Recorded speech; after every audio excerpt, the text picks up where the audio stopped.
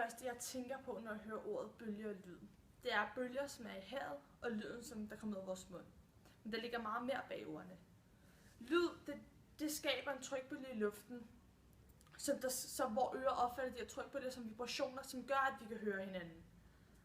Og vi mennesker, vi kan høre lyd for en frekvens fra 20 Hz og til 20.000 Hz, hvor hun kan høre meget mere. De kan høre lyde på en frekvens fra 15 Hz helt op til 50.000 Hz.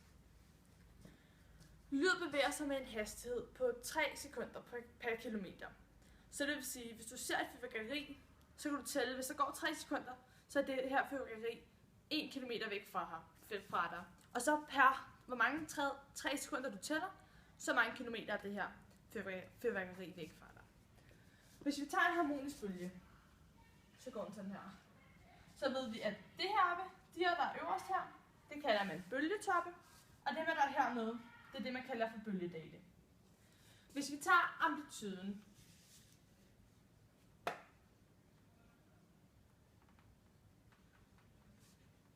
så er det fra bølgens top ned til bølgens ligevægtslinje. Herfra og hertil. Og hvis vi så tager en frekvens,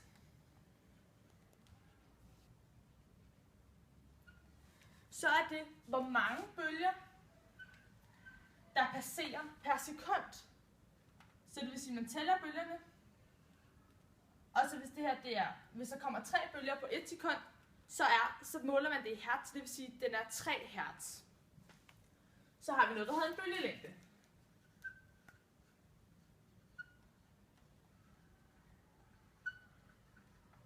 Og det vil sige, hvad afstanden er fra den ene bølgetop til den næste bølgetop. Og det måler man også i meter. Så har vi noget, der hedder en periode.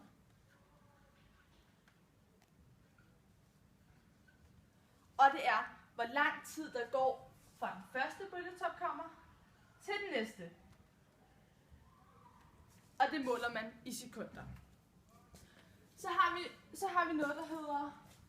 Okay, vi har en bølge, og bølger de kan reflekteres. Så det vil sige, hvis der kommer en bølge her, og rammer en flade, en glat flade her, så vil den blive reflekteret med samme fart, eller ikke lige så samme fart. Noget af farten vil blive absorberet i det her stykke, men den vil ryge ud med den samme vinkel, som den ryger ind på.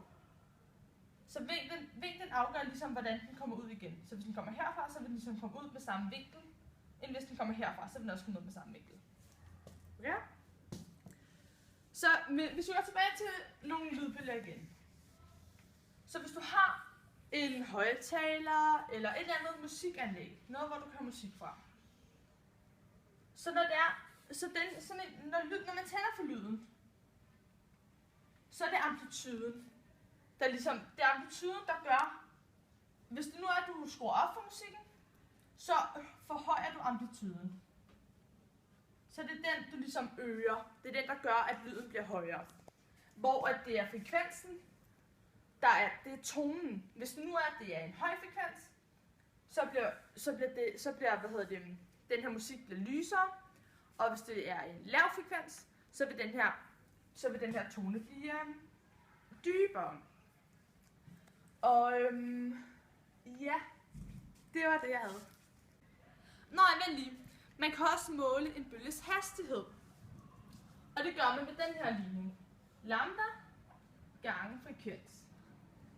Og lambda, det var jo, det var her. Lambda, det er bølgelængden fra den ene bølge til den anden, som man måler meter. Og det ganger man så med frekvensen, som var, hvor mange bølger, der kom ind per sekund.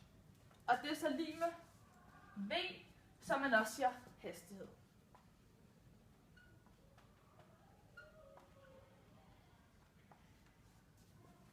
Ja.